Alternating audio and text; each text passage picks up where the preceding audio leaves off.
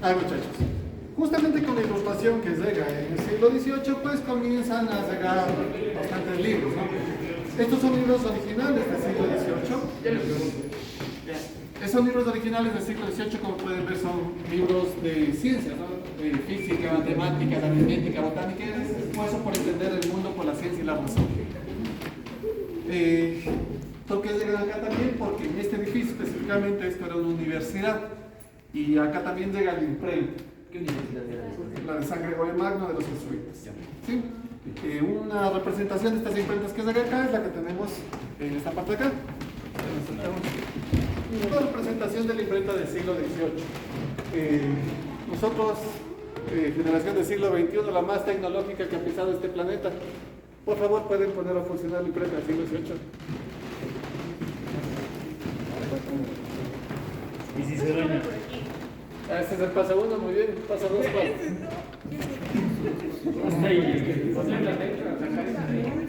¿Dónde se conecta el wifi? Ponemos imprimir. ¿Dónde se pone imprimir? Este es el paso 2. Y acá dentro del bastidor se colocan los tipos, letras, números, símbolos que están tallados de madera. Se coloca esto como un rompecabezas básicamente espejado. Se pinta con tintas vegetales, se coloca una hoja de papel encima, se cierra el bastidor, se pone debajo de la prensa y se aplasta con el tono. Y listo, queda impresa una página. Un poquito lento por ahora para que entonces rapidice. Sigamos. Entonces este Quito del siglo XVIII vive en dos mundos. Por un lado este mundo de la ilustración, la ciencia que llegan con estos conocimientos desde Europa, pero por otro lado la religión católica y todo este mundo religioso. Quito en el siglo XVIII es casi un convento. Esta ciudad era súper religiosa. Prueba de ello, justamente la Escuela de Artes Quiteña, ¿no? De puro producción artística de vírgenes, santos, niños Jesús y demás que le mantenían la economía a toda la ciudad. Además de eso, había grupos religiosos, el más importante de ellos, o el más adinerado al menos, este grupo, los jesuitas. Dueños de este edificio, como les dije, la Universidad de San Gregorio Magno, de toda la cuadra, de la iglesia de la Compañía de Jesús, la más lujosa de Quito, totalmente cubierta en pan de oro, dueños de haciendas, dueños de fincas, de misiones y un montón de cosas. Con tanto poder se meten en política, eso no le gusta a los reyes, porque lo mismo pasó en Francia, en España y en Portugal. Y en 1767 Carlos III, rey de España, decide expulsarles de sus territorios. Les deja llevar solo sus pertenencias personales. Todo lo demás que ellos tenían se quedó en manos del rey, incluido este edificio. ¿Dudas hasta acá tal vez? No. Expulsados van a parar en dos países principalmente, en dos imperios, en Rusia y en Italia. El señor que está sentado ahí es Juan de Velasco, un jesuita que es de Riobamba. Iba a parar en Italia. Desde Italia escribe un libro llamado La Historia del Reino de Quito, que es considerado el primer libro de historia de estas tierras, y él es considerado el primer historiador del Ecuador. Pero técnicamente no puede ser el primer historiador del Ecuador. ¿Por qué? Porque todavía no existe el Ecuador. Exactamente. Entonces, más que yo, ustedes mismos deben de saber, la época colonial del Ecuador, la época precolonial del Ecuador, eso no existe, ¿no? Sí. Les aseguro que Atahualpa no se sentía muy ecuatoriano. Mientras tanto, si observan acá en esta parte,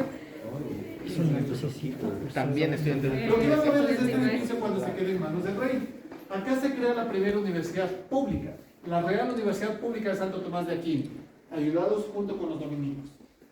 Este es el ambiente universitario de la época. ¿Se parece a universidad o convento? Convento. La educación era pública, pero no era laica. Estado y iglesia seguían bastante unidos. Además, habían requisitos de ingreso. Vamos a ver si los aprobamos. Levanten todos la mano. Levanten la mano. Todos vamos a ser postulantes para la Universidad Pública del siglo XVIII. Los primeros en ser denegados de cupo son los que no son católicos. Si ustedes no son católicos, bajen la mano. Los católicos los siguientes o las siguientes en ser denegados de cupo son las mujeres. Los siguientes, los que no son blancos, si no son blancos, bajen la mano. ¿Listos? Había un requisito más. A los hombres blancos, ricos y católicos se trabaja en la universidad.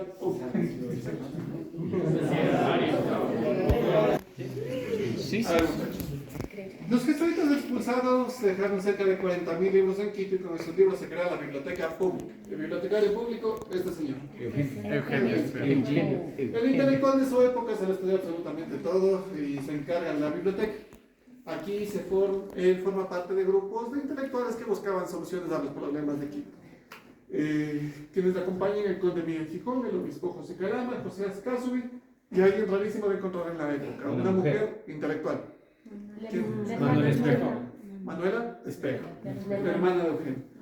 Manuela, nadie le da ningún título, es mujer, no puede entrar a la universidad, así que tiene que autoeducarse, pero llega a ser una mujer intelectual igual que su hermano, ¿no?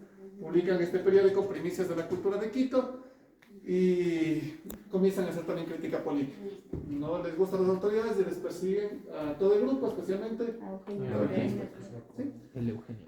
¿Preguntas tal vez?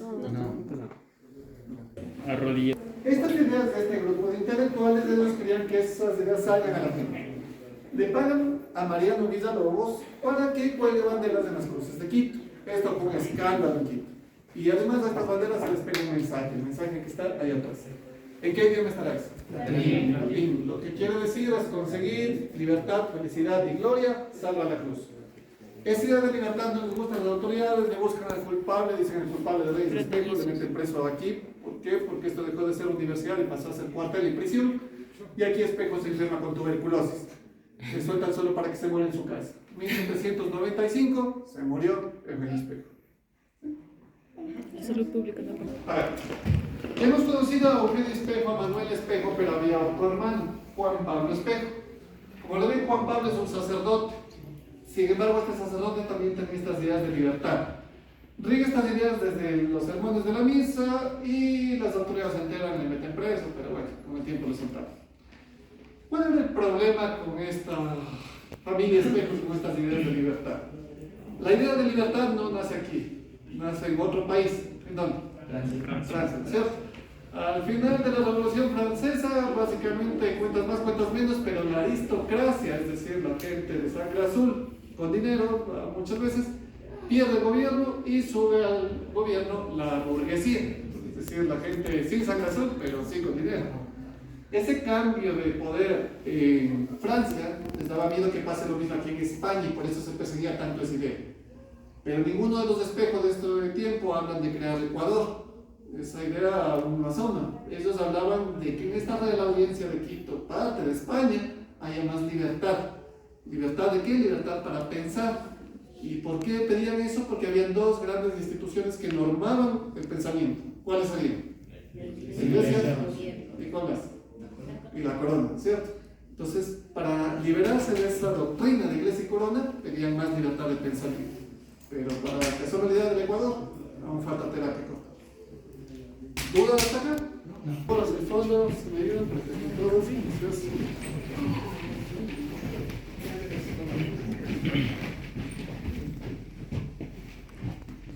¿Listo? Ok. A ver, nos saltamos las dos pequeñas salas de ahí, porque estamos muchos básicamente. Pero un dato que hace falta tener en cuenta de esas salas y de esta también es las castas sociales. Si esto era España, ¿qué nacionalidad tendría la gente aquí? Español. Españoles, ¿no es cierto? Claro. A ver si nacieron acá. Pero que todos sean españoles, ¿quiere decir que todos eran blancos? No. No, ¿cierto? Había castas sociales. Primerito hasta arriba estaban los chapetones, españoles, obviamente, nacidos en España, blancos y nacidos en Europa. Podían tener dinero generalmente y gobernar. Debajo de ellos, los criollos de estos señores de acá. Españoles, blancos, pero como nacieron en América, no podían gobernar, solo tenían el poder económico. Debajo de ellos estaban los mestizos, mezcla de blanco con indígena.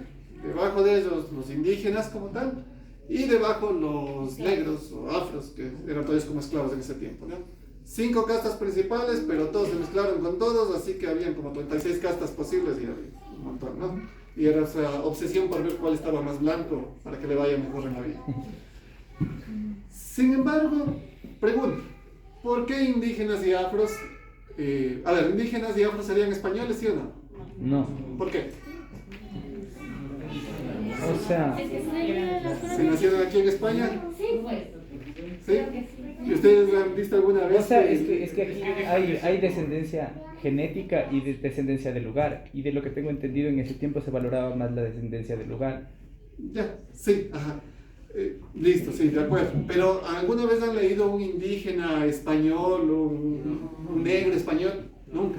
¿Por qué? Porque no eran personas. Para la mentalidad de ese tiempo, básicamente un afro era un objeto que se comercializaba, se compraba, se vendía. Por eso no se le paga tampoco por su trabajo. Es como ahora yo pagar al caballo por su trabajo, no es lógico. Entonces en ese tiempo tampoco tenía lógica pagarle al afro.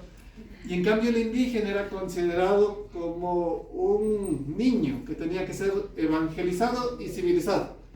A cambio de eso, obviamente las dos instituciones que hacían eso eran la Iglesia Católica y la Corona, y a cambio de eso los indígenas tenían que pagar por el favor que supuestamente le estaban haciendo. Entonces por eso no tenían nacionalidad, porque ni siquiera eran considerados personas. ¿Ya? Entonces, en este siglo XVIII hemos acabado, se vive así, empezamos ahora el siglo XIX, que serían los años 1800. Específicamente estamos en el año de 1808. ¿Qué país era este? España. Sigue siendo España, gobierno del rey de España, Carlos IV ya, tiene su hijo Fernando VII, pero no se querían entre los dos. Napoleón Bonaparte aprovecha eso, le convence a uno y al otro que les va a apoyar y les termina secuestrando a ambos. Toma el gobierno, Napoleón toma el gobierno de España y le deja a su hermano José Bonaparte gobernando España. Pepe. A Pepito. Un francés gobernando España, como que eso no tiene lógica. Ese momento se forman cortes allá en España, en Europa y acá también. Estos intentos de cortes fueron formados por criollos. ¿Ya? Los criollos, cansados de que no podían gobernar, trataron de dar un golpe de estado para quedarse gobernando y quitarles de gobierno a los chapetones. Quien organiza todo es el señor que está aquí sentado, Juan Pío Montufo, el criollo más adinerado de ese tiempo, y en su hacienda invita a varios de sus amigos, Jacinto Orellana, el capitán Juan de Salinas. Planifican este golpe, les descubren, les meten presos, cogen dinero, pagan, se pierden las evidencias y todos salieron libres por falta de premios. Esto se conoce como el complot de Navidad. ¿En qué fecha se dio? 25 de noviembre. 25 de diciembre.